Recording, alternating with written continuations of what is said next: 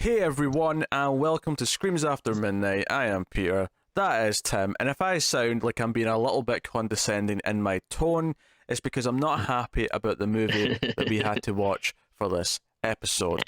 Had to. Had to, yes, had to. I'm not a happy man, Tim, right now. I'm just not happy. Okay. Well, I mean, no one's putting a gun to your head. You don't have to watch these movies, but Oh, test my patience, Timmy. Test my patience. So here's the weird thing. okay. Here's the weird thing. Remember how we were going to, we had a vote in October for patrons to pick a movie at the start of a franchise that we would then watch all the movies in over the next while. One of those movies that were up for vote was Leprechaun.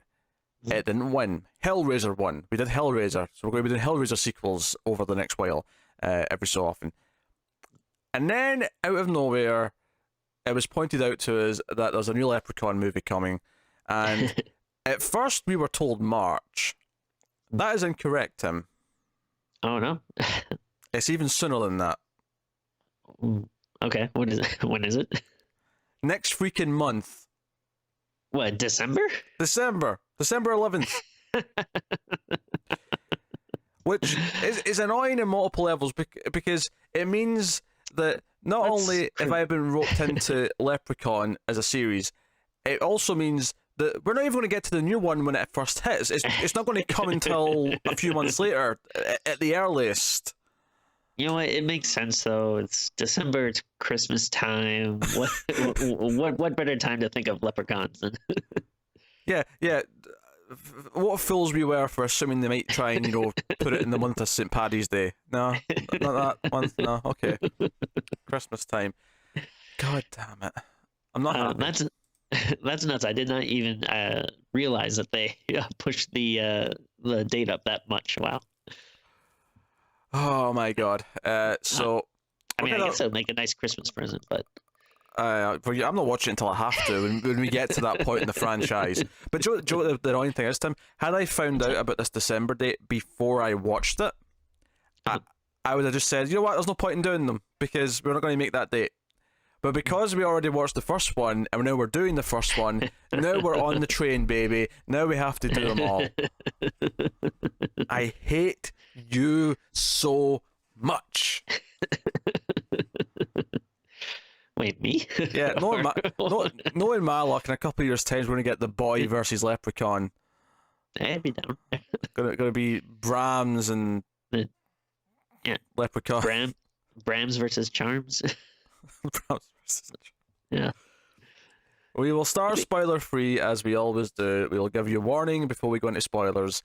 But this heap of shite was made in 1993, and it stars a young Jennifer Aniston before she joined Friends. Around the same time. What year did Friends start? It was around that time. Yeah, probably close to it. I'm just going to find out. When did Friends start? Okay. I'm curious. I'm curious if this was like right before or if this was like the same time as like season 1 kind of thing. Oh my god, she's been in too much stuff. Right. Where are we? Friends. No, Friends started in 94, so this was a year before Friends. Oh, okay. Alright, I thought it was then. So yeah. The premise of the film is that there's a leprechaun who is trapped in a box with a 4-leaf clover. Makes sense. Yes. But should he get out, he will want to kill anyone who stands between him and his pot of gold, which has been taken from him. Because as you know, if you ask a leprechaun where his pot of gold is, he has to tell you the truth. So this all started because some greedy bastard decided to take his pot of gold. I think it's like if you capture him or something, there's some rule that says he has to tell you where his gold is. Another rule is that if he sees dirty shoes, he has to clean the shoes. That's true. It tracks. It tracks, does it? Does it? Uh-huh. Are leprechaun shoemakers? I thought those were elves. Like there's some like story about the shoemaker and these elves that make shoes for him, but I didn't know if it was leprechauns or. These are excellent questions, Tim. I don't have answers for you. I never associated leprechauns with Jews. I'm aware of the leprechaun test in which if you spill like grain or rice in front of a leprechaun, they have to count it. See, I thought that was vampires. What? Yeah, No. there's a yeah, that's an episode of X-Files. Oh, because X-Files knows everything about vampires, doesn't it? X-Files is what we should try. I have literally never heard of that. All right. So I guess you don't watch X-Files. No, I don't want to, if that sort of stupid shit's in it. Oh no, that's actually one of the. There's actually it's a really good episode where it's Okay. like it's the that kid that was in all those kids movies like The Big Green and stuff. Oh, yeah. I know, Yeah, I know he- exactly who you're talking about. Yeah, there's like a scene where Mulder he's about to like bite Mulder and then he spills a bunch of stuff. I think it was like rice or something along those lines, and then or marbles or something. And he has to count them, and he's counting them and just looking at Mulder like, "Oh, damn you!" But it's funny. It's one of those episodes where they're like recounting their story to I think their supervisor or something. So like they each have different versions of what happened. So it's funny because like Scully is flirting with the sheriff. So like when and it's played by Luke Wilson. So like when she's telling her story, he's like this very handsome guy. But then when Mulder's telling it, he's like this hick with like, like buck teeth and stuff that looks all like dumb. And, That sounds way more fun than it started off as. Oh no, it's a good episode. But that's the only place I've heard of that lore about vampires that need to. I think it was something about them being like obsessive. So they need to count tiny objects or something. But yeah, I'm going to go out on a limb and say that episode is better than this movie. That's just a guess. But I was mentioning the premise. The premise of the film is that Jennifer Aniston and her dad come to this house that he's now bought for some reason, and they're going to spend the summer here. And it's this old ramshackle house, and Jennifer Aniston's character is a bit of a valley girl. She they never actually explain like why they're here, or because nope. it seems like she's actually really rich, because he criticizes her for like, oh, you can't just throw money at all your problems, but she does actually just keep throwing, like she literally spills someone's paint and says, here, $20 to cover it. Oh, is that not enough? Here's 40. Like, that is her attitude. And I'm like, okay, so she's not like a high school student, she has money, like, she's and if her dad's not rich and he's got this place because he can't afford anything better, then why doesn't she just help her dad out and give him some money potentially? Well, I mean, you never learn why they're moving here. Like, I don't know if it's for a job or if he just wants to maybe like I get a little bit of the sense of like he thinks she's spoiled, so he wants to show her like what real living's like. But again though, you'd have to have some reason to move out into the middle of nowhere. I mean, does she have a job herself, and that's why she has so much money, or is it just that he's rich, so she has a lot of money through him? I assume she was like very spoiled, right? Like maybe, and I assume she was kind of young, like maybe she just graduated or something, and she's not doing anything. She's just kind of spending her parents' money. Like that's the kind of the sense I got. Well, how about the first lesson to stop her from being spoiled is maybe take away the spending money, perhaps. Sure. So she won't throw money at people for stupid things. That's an idea. But of course, the leprechaun gets out and wants his pot of gold, and chaos ensues. We have other characters. We have the hunky love interest character who she's attracted to, that convinces her to stick around. There's also the goofball duo of the fat guy and the kid, who have really annoying conversations and are unlikable in every conceivable way. And the fat guy's back for the new movie too. Oh God, he's still alive? What? And I get the sense that they're maybe trying to do a Halloween thing where I don't know if all the sequels are going to be in continuity. It seems to be more of a direct sequel to this first movie. Well, actually, because we did the trailer on Trailer Talk, and in the trailer, it mentioned that the leprechaun was put down a well, and so I didn't remember that from the first movie, but I was contemplating, is it because at one point the character in the trailer says, "Oh, my mother fought the leprechaun." I was like, are they implying Jennifer Aniston's character's her mother? Is that what they're doing here? But sure enough, at the end of this movie, the leprechaun goes in a well. Oh, spoilers! Spoilers! There's a well. You know, full spoilers. You know what? No one cares about spoilers for Leprechaun. Full spoilers. I'm just giving you the warning just now. Although, admittedly, she doesn't really have much to do with it herself. It's kind of the other characters who do it. She's just kind of around, but whatever. So, Tim, you're on record for being a fan of this franchise. So, I'm going to leave it to you to try and explain to us what you like about. Now, before I let you jump in, I'll say that I think it's a bad movie. I don't think it's the worst thing ever. I don't think it's like horrendous or anything like that. I think it's a painfully 90s mediocre movie that doesn't really have anything going for it. There's not really much about it that's charming. I don't find Leprechaun either funny, charismatic, or scary. Right? He's just kind of there. It's weird. And he has a really bad accent. So, what do you like about it? What do you like about it? I think it's his actual accent. I didn't. No. Well, yeah, but he's not. But Warwick Davis, as far as I know, is not Irish. Yeah, but I think he's from the UK though. I don't think he's American. Well, yeah, he's from the UK, but he's trying to do an Irish accent and he's failing. Oh, but they all sound the same. They do not. Irish does not sound the same as the rest of the UK. Come on, Tim. That's stupid Yankee ignorance. I'm not having it. I'm not having it. Well, all right. So let's go back in time a little bit here. So, oh God. So, I'm not sure when I first saw this, 93 or 94, but you got to understand at that time I would have been either 7 or 8, and all I remember is, being at my grandma's house, and this was in Pennsylvania, and usually my older brothers and cousins, they would like rent horror movies, and at the time I was usually like too young to watch it, so I'd usually go upstairs and play Nintendo. And you were usually too young to watch. Just some of the time. Sometimes you're old enough. I didn't realize your age bounced back and forth, Tim. That's nice. Well, it's not like it's not like they were like, hey, you can't watch this, get out of here. But it was like, oh, this is gonna be scary. So I'd be like, I'm gonna go play Nintendo.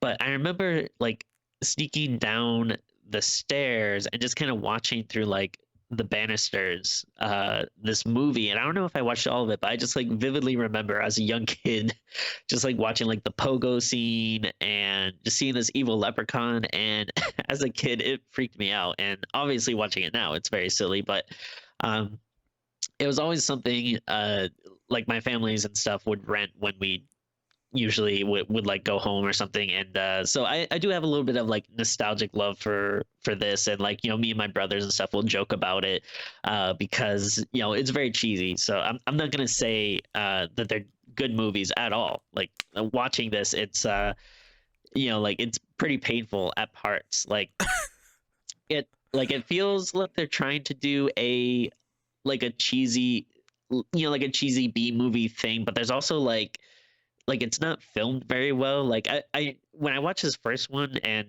the sequels are a whole other story, because one of the things I like about the series is just how crazy it gets.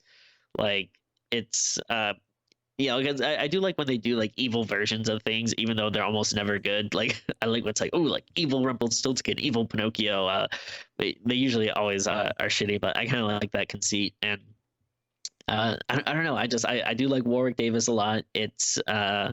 It's kind of weird. Like he feels like a wild animal at times. Like, like a lot of times he's just kind of like biting people and like kind of scurrying around, and like the guy just kicking him and stuff.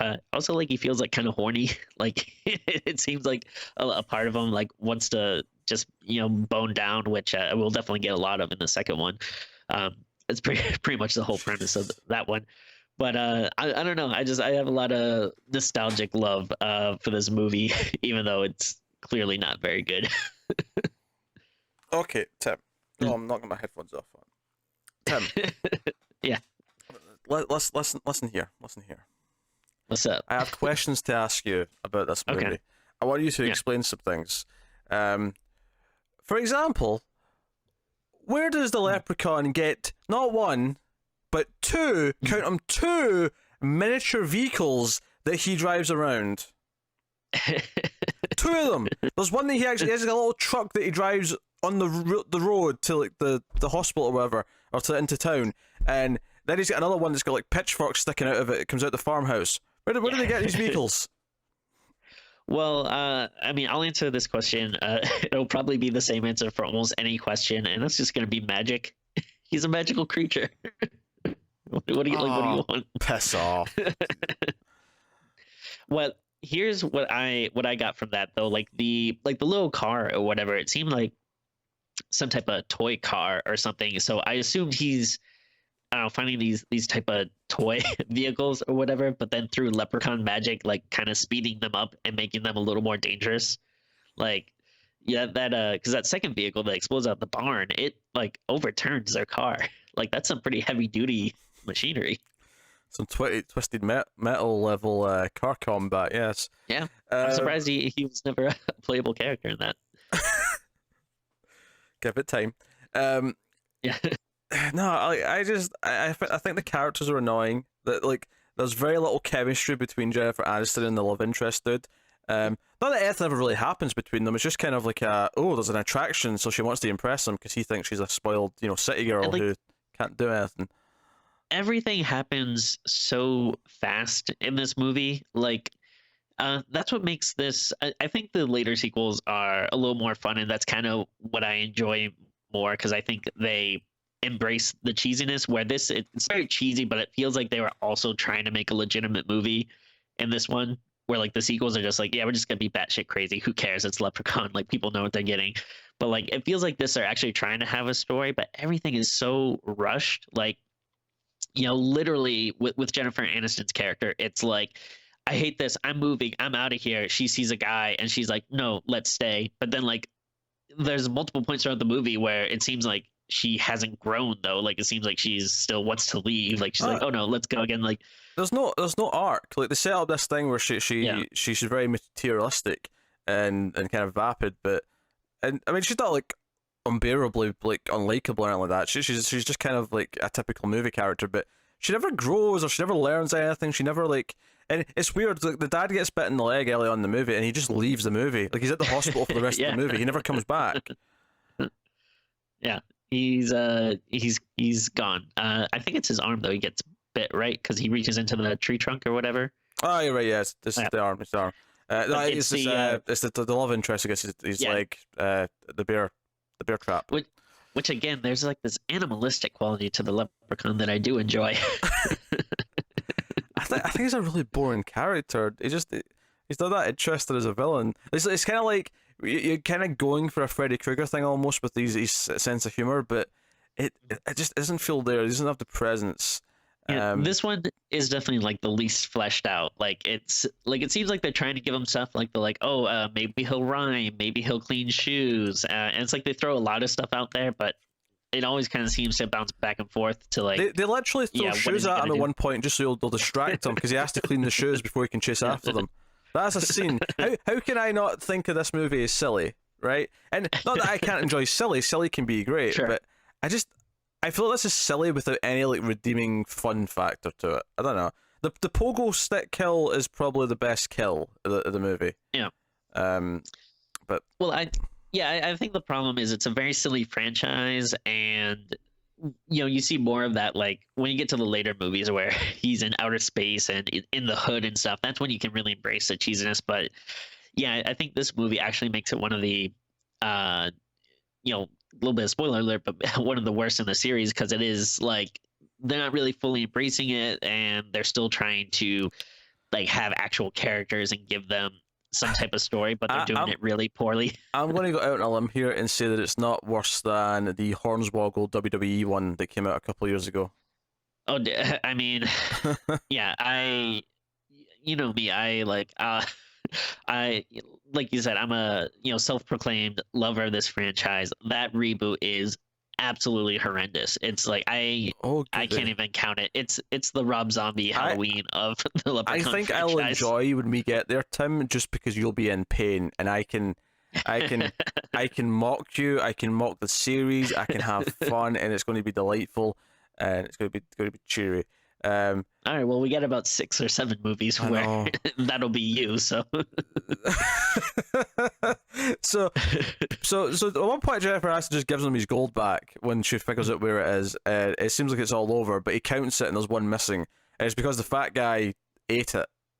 Yeah, Because fat people eat things. You see, that's the joke. Well, I think it's supposed to be, and obviously I don't think they would do this now, but I think they did this more in like the 90s and stuff, where they had like mentally challenged characters in movies, because I think he is supposed to be, not sure like the exact term, but I guess you would just say, yeah, mentally challenged or something. Well, it's because he's buddies with this kid, and the kid's the smarter one. Like that's kind of the duo. So it just feels really dated. And he even says like, "Oh, we're gonna get you a surgery to fix your brain at some point." Like that's kind of what they're saying they're gonna use the money on. Yeah, which bit in the insensitive side, I'd say, if nothing else. Yeah, oh yeah, of course. Yeah, and I think the other thing I had a problem with this is that it felt like all the main characters were safe. Like there was never really that much of a risk of any of the main group being killed. There's the side characters get killed. There's deaths in the movie, but all the main characters are oddly bulletproof. It's kind of weird. Yeah, and it was also some like weird nods to like other. I don't know if this was intentional, but like other stuff that I felt like from different horror movies in this, like the scene where his hand comes out of the phone. It's like, oh, that kind of feels like straight out of the original Nightmare on Elm Street. Yeah, and I think there was like a couple of other scenes though, whereas like, oh, this feels like a ripoff of this scene or that scene or something. Are you telling me Leprechaun, the motion picture, does not have integrity? I am shocked and appalled, Timothy. I can't believe that for a minute. Maybe they were going more for an homage, like, hey, we got this new Titan of Terror. Let's pay some respects to the previous Titans of horrordom. Cinematic homicide, more like. Yeah. Oh, and I think even like the doing the little tiny girl singing a slow creepy song just reminded me also of a Nightmare, and I guess countless horror movies really, but yeah, Nightmare's the main one that springs to mind. Yeah, it seems like they were going for like a Freddy feel for the Leprechaun, because he is cracking jokes and stuff, which hey, pretty funny. Funny guy. No. Actually, since we're talking about a 90s movie, I'll say, yeah, it's really funny, Tim. No. It's a 90s humor. Classic for you. Joke. Yeah, 90s humor. I don't know, I feel like because I mean I should like the core like structure of this movie, because once everyone knows about him, it becomes a bit of a siege movie where they're sort of like trapped in the house and he's outside trying to get in, and they're waiting for the cops to hopefully show up, but they never kind of do. And like I like that general premise for a horror B movie. I do. I just don't think anything that actually happens with them is that fun or exciting. There's a whole scene where he's like jumping out of cupboards at them. And he's skateboarding. Yeah, he's skateboarding, like, it's that horror thing where someone, like, when you're looking down a hallway and like the ghost or something will walk from one room to the next, like across the hall, so you'll just see them go past. But instead of that, it's a leprechaun on a skateboard and he's cracking wisecracks. It's just like, this is kind of goofy, and I don't know. Not feeling it, Timmy. Not feeling it. Yeah, I mean, if I was watching this for the first time as an adult, I could probably see myself just being like, what the hell is this? But again, a lot of it goes just from kind of my nostalgic love for it, and basically making jokes about it like for like over a decade now. I mean, I can understand that. Like, the shit from the 90s, I love that it's not very good, but like, even the way it ends feels really abrupt to me. It's like, you see like the authorities like around the well, and you just hear the leprechaun say something like, I'm still going to find my pot of gold, and then the credits just kick in, and that's basically it. It's kind of weird, like there's some people he kills the cop for really no reasons. Like, he doesn't have anything to do with your gold. I don't even know. It's why does the cop pull him over? That's because someone thought this will be a funny scene. He pulls over the little car with the leprechaun in it. I love that like dumb horror movie thing where like the cop isn't like freaked out that he's like a leprechaun. Like, he's just looking at him going like, what are you supposed to be? And it's like he's like a weird mythical creature. Like it doesn't look like he looks like a kid in a costume or something, like, which I think the cop is kind of insinuating that like, no, he's obviously a weird thing. And then they have to find a 4-leaf clover because that's the one weapon that will kill a leprechaun. Yeah, and which I'll defend that. I think it is it's nice that they're trying to build some mythology and give them some type of weakness. Like sure, but then again, like everything in this movie feels so fast. They're like, we gotta find a 4-leaf clover, and Jennifer Aniston's like, all right, fine, I'll start looking. We're not gonna find it. We're not gonna. Oh hey, here it is. Like everything is like really just fast paced. But or how about when they pick the 4-leaf clover up and there's like a magical glow from it, as if it's like yes, this is a magical thing. Yes. But you know what it looks like? It just looks like someone was off screen with a flashlight, just like pointing it up at it. This is insensitive, actually. I'm just thinking of the movie as a whole. I feel like Ireland might have a problem with the existence of this stupid franchise. Oh, well, I'm sure.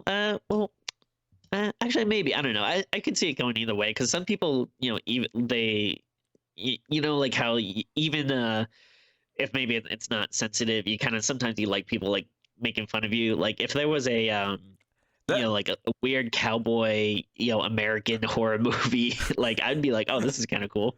Actually, I'd be ashamed if I was Irish watching this film. I'd be horrified. This is what the world thinks.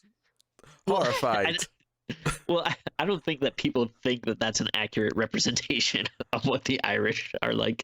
I bet I can find you some people who do. I bet I can. Okay. Well, I mean, yeah, there's idiots all over, but I think most people understand it's not a thing. Dear.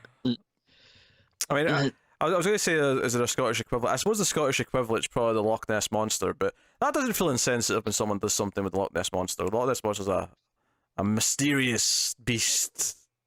Yeah, there is. I heard something earlier. They mentioned some mythical creature in that documentary I was watching, where they something I forget exactly what it was called. It was like the water horse, like a keepy or something. And I made a mental note of it because like, I want to learn more about that. Yeah. Yeah. Is there anything else we want to say about Leprechaun, Tim?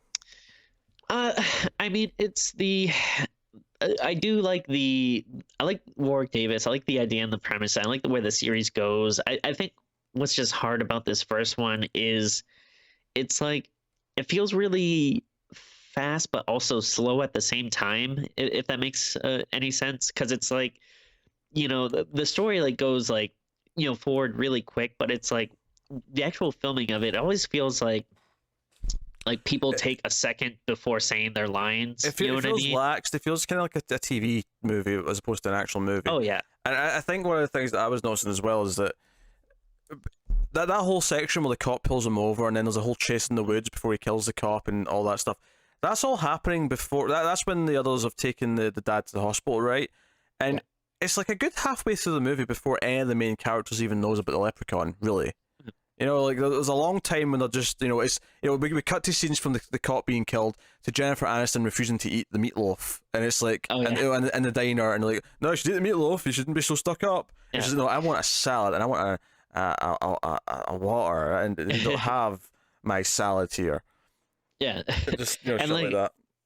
And like you said, you kind of think there's gonna be some character growth. Like the arc seems that she's this rich valley girl who's gonna learn to be less materialistic and stuff, but even at that point it's like, oh no, she's still all acting kind of spoiled and bratty. It doesn't even come into play. I mean, I suppose like if you and this isn't a serious plot, but if you want to do like the silly, like this is all a bit of a satire, you could say that maybe like the sacrifice she makes later on is if she has to throw all of her expensive shoes at the Leprechaun to save herself. Oh yeah, right? Or to save other people, maybe more importantly. Again, it's a silly dramatic point, but it'd be one that'd be funny and it'd justify the setting it up. And you know what? I think you're probably gonna think I'm crazy, but I actually think that could be like a decent like movie here. Like if you just like had better filmmaking and maybe like expand upon like the story. But yeah, everything feels very like one note, and like there really is no character depth or anything here. But I don't know, I do like my mythological creatures, so like I do like the idea of an evil leprechaun that like is gonna kill people that takes his gold and can do it in like weird magical ways. Like I like that. I think it's a good idea. Oh dear. There's so many like weird, goofy moments too that I always forget about. Like there's a lot of weird transportation like gags in this. Actually, like he skateboards, he rides a little car, he's roller skating at one point, and he goes through the fence. It has like a big like cartoon outline of him. That's like I mean, I it's guess kinda, that sums up the tone if you're going to be into this. Is like, yeah. are you annoyed that when he goes through a fence that it leaves like a cartoon style hole of like his shape in the Yeah. fence, even though no fence on earth would actually break that way? Yeah, I mean, this is a movie that I definitely don't think you should ever watch it alone or sober, which is probably your problem. Like, get a bunch of friends and get like pissed drunk. Like that's. I don't drink. I don't have friends, Tim. So what do you want me to do?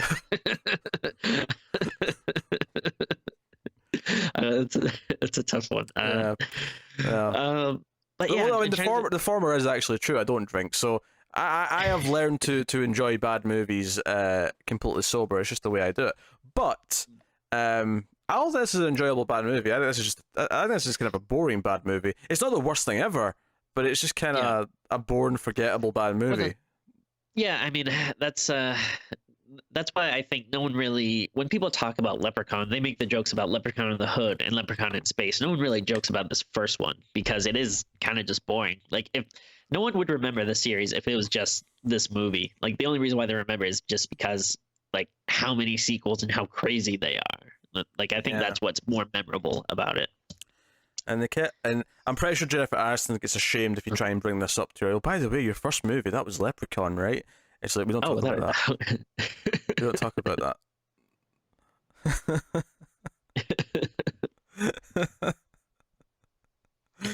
Oh dear. All right. I think we should just rate it now. I think I'm done, Tibby, talking about Leprechaun. All right. I mean, I feel like we just scratched the surface, but that's all right. I mean, we didn't even mention the the classic final line where he the little kid puts the four-leaf clover in a slingshot and he says "F you, Lucky Charms," and then lands it right in his throat. Which there's never any mention earlier in the movie that he was like really good with a slingshot, but he has incredible aim. To get it right in his mouth. No, there's also a scene where he finds the leprechaun finds a box of Lucky Charms and tries them, and then is disappointed with what they are. Yeah, but then he kind of like starts like melting and stuff before he falls into the well, and I was like, oh, this is kind of cool. It reminds me a little bit of like Child's Play and stuff. A much better movie, yes. I concur. This is the thing. Like, see, if I had seen this as a kid, it was like there was nostalgia for it. I could kind of see where you're coming from. Watching this for the first, I mean, this wasn't the first time I'd seen it. I'd seen this for the first time like 5 years ago. But watching it in my 20s for the first time was just like, what? Huh? No, it's totally fair. Like, it's not. Like I don't know. I like it, but I would never defend it with anyone. I would never try to convince someone it's a good movie. It definitely isn't. Well, good. We have another 6 or 7 movies to get through, so keep that in mind as we go through 2, 3, Space, in the Hood, and then Back to the Hood, and then Hornswoggle, and then whatever this new abomination is that's coming out. So I'm excited for this new one though. It's by the guy. Isn't it by the guy that did The Void, which I really liked? Is it? I thought it was. Well, now I need to investigate. I forget if he wrote or directed it, but I thought he was involved somehow. If I probably sound like a crazy person if I'm wrong, but son of a bitch, you're right.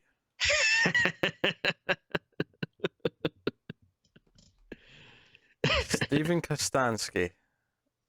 All right. Maybe the new one might not be complete garbage. The trailer looked quite bad though, so I'm not feeling too optimistic. But it definitely it's a sci-fi movie, right? I think so, yeah. It definitely felt like a sci-fi movie, but one that I'm actually interested in watching. Like, yep.